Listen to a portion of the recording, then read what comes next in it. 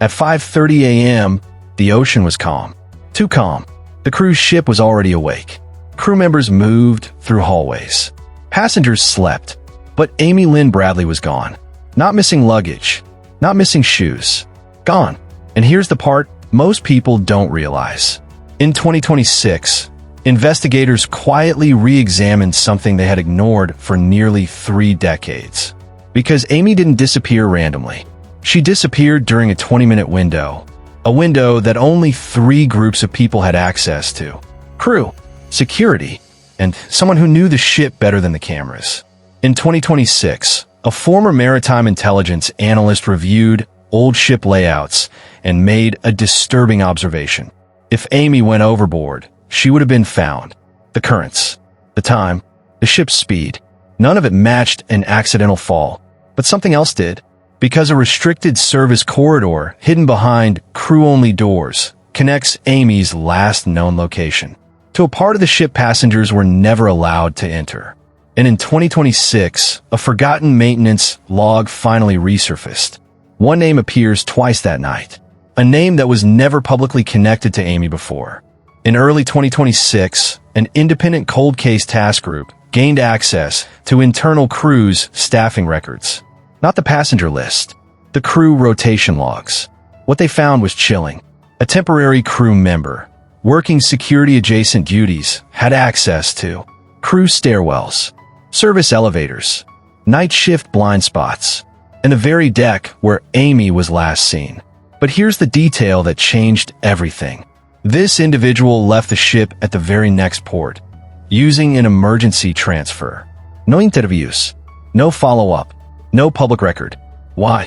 Because his role didn't officially exist.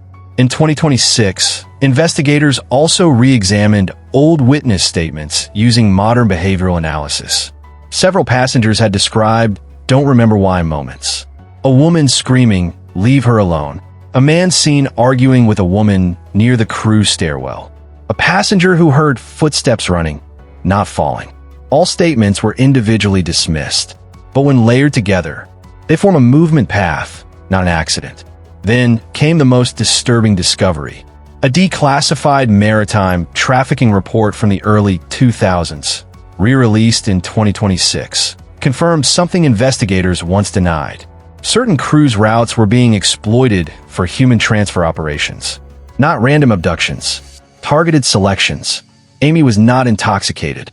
She was not alone by accident. She was not unseen. She was identified, and in 2026, a former Caribbean port official made a sworn statement. A woman matching Amy Bradley's description was documented under a false name. The record didn't list her as detained. It listed her as transferred. In 2026, investigators revisited the infamous photographs, the ones many people had dismissed as coincidences. This time, facial mapping AI was used, not to confirm identity, but to measure deliberate disguise markers. The results were unsettling. The facial differences weren't random. They were intentional alterations, hairstyle, posture, expression control, consistent with long-term coercion. Then came the final blow. A former cruise employee, now terminally ill, provided a recorded statement.